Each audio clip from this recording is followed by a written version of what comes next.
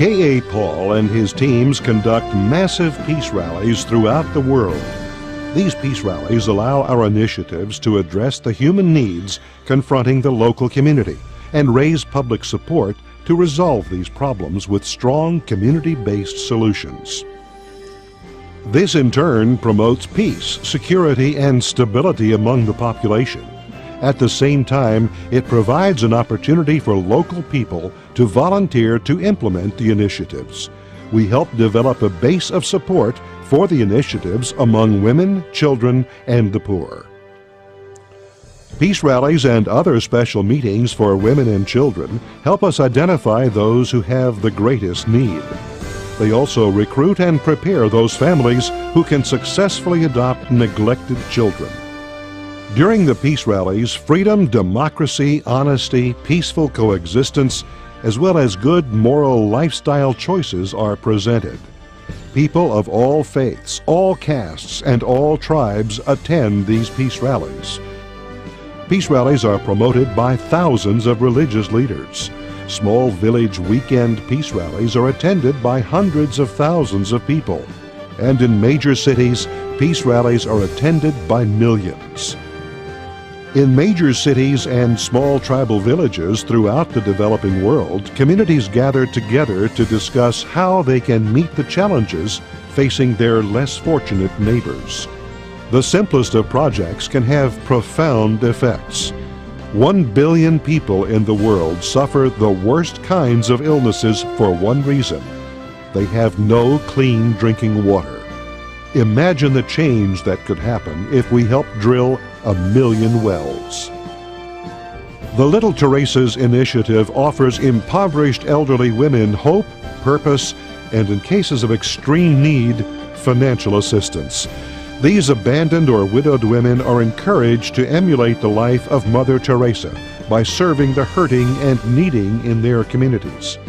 Among the long-term results of a peace rally, children's homes are established with the help of local and national authorities.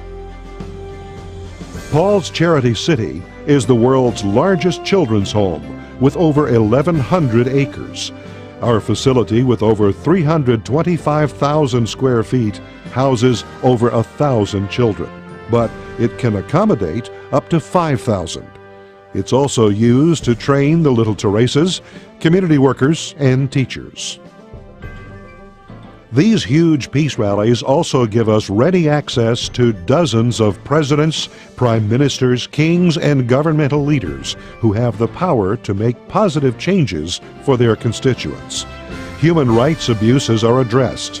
Through these contacts, we're often positioned to help stop conflicts and war, and negotiate peace between communal or tribal leaders, and even countries in conflict. In August 2000, former U.S. President Bill Clinton, former South African President Nelson Mandela, and several African presidents met to negotiate the peace agreement between the Hutus and the Tutsis. War between these factions had resulted in more than 1 million deaths. The efforts of Clinton and Mandela succeeded in bringing 16 of the 19 political factions together to sign a peace accord in Burundi. A few weeks later, Dr. Paul led a peace rally in Burundi. 250,000 Hutus and Tutsis attended. Dr. Paul challenged the crowds and their political leaders to lay down their hatred and desire for revenge and take up the cause of peace. As a result, the remaining 3 main leaders who had earlier rejected the peace accord agreed to sign it. During the peace rally, 1,118 children, orphaned as a result of the genocide, were adopted by local families through GPI's Street Children's Initiative. Another example took place in 2001 in Lagos, Nigeria. This peace rally was attended by millions of people, according to estimates of the media and local leadership. Millions of Protestants, Catholics, and Muslims came together to learn how to live in peace with each other and stop the killings. During this time, Paul also pleaded the cause of a Muslim woman who was sentenced to death, and later her judgment was reversed. The peace rally was broadcast live throughout the world.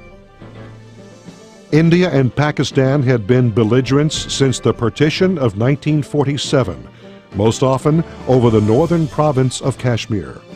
In 2002, the world anxiously watched as two nuclear powers once again faced each other, with armies massing on either side of the disputed line of control.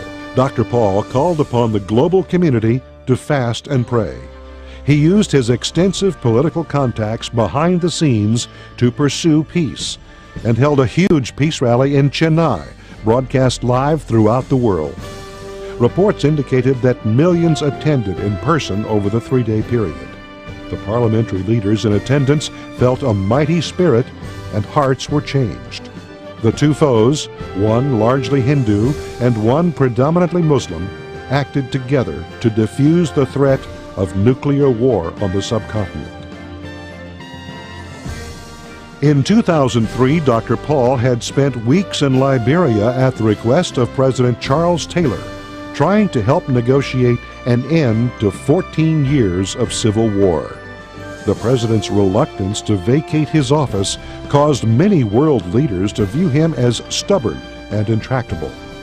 The United States positioned Marines off the coast, ready to intervene. Finally, after weeks of counsel with Dr. Paul, Taylor assembled 6 prominent African presidents and prime ministers, informed them of his decision to go into exile, and asked Dr. Paul to oversee the departure ceremonies. According to Taylor himself, it was in direct response to Dr. Paul's intervention and counsel that he made the decision to step down and take up residence in exile in Nigeria.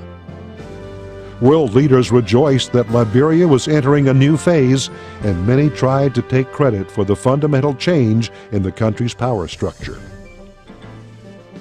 But Taylor, in a strongly worded letter to the New York Times, said, "If there's going to be any credit given for my final decision to step down and leave the country, I will say 99% of it goes to Dr. K.A. Paul alone.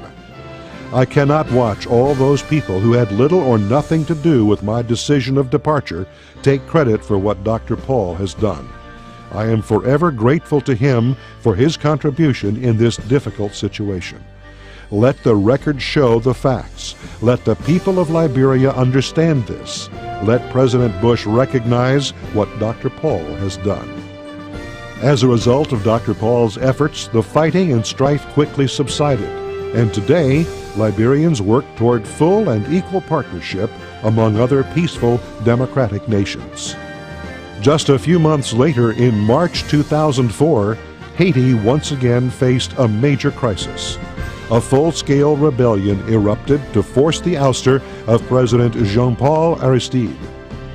For decades, coup after coup had rocked Haiti, 200 by one count, more violence than any other country in the Western Hemisphere. During this same time, Dr. Paul was conducting a summit in Washington, D.C. The door to entry in Haiti was opened in June of 2003, when members of the United States Congress approached Dr. Paul to go to the war-torn country. Dr. Paul used Global Peace One, GPI's Boeing 747, to mount a huge humanitarian mission for the desperate Haitians. Tons of food and supplies arrived at Port-au-Prince aboard GPI's 747. In a bold and daring intervention, Dr. Paul intercepted rebel leader Guy Philippe and hundreds of armed followers as they were advancing on Port-au-Prince. For more than 4 days, Guy Philippe walked, talked, and ate with Dr. Paul. He listened intently to Dr. Paul's appeal to put their weapons aside and stop the killing, as world pressure mounted for Aristide to step down. After receiving spiritual counsel, the chief rebel leader ordered civilian clothes to be brought to the room. He took off his military fatigues, left his guns, and went outside into the hotel courtyard. He told the hundreds of armed rebel followers to lay down their arms and go home. The fighting was over. In a letter dated March 5, 2004, Guy Philippe told Dr. Paul, "I am glad you came. Thank you for your advice and for helping our people. I have committed my life to you and to God to do the right thing for our nation." K.A. Paul, a village boy from India, has captured the hearts and minds of hundreds of millions throughout the world. Whether Dr. Paul is addressing the Washington, D.C. Promise Keepers rally at 1.4 million, the largest gathering of men in U.S. history, or speaking to a nation's parliament, or at the invitation of several Nobel Peace Prize winners, speaking at Deepak Chopra's Alliance for the New Humanity, the message is always the same. Love your neighbor. Care for those who have no one else to care for them. Give to those who can never pay you back. Go beyond just wanting peace to become a peacemaker. When compassion is awakened, we may even find ourselves working with an enemy to serve those even more desperate. Our hearts, our families, our communities, and our nations are changed. Join us in this vital work today and become a GPI partner. Visit us on the web at www.globalpeacenow.com. You can learn all about GPI's initiatives and find a place to volunteer your skills. Millions around the world await your response right now.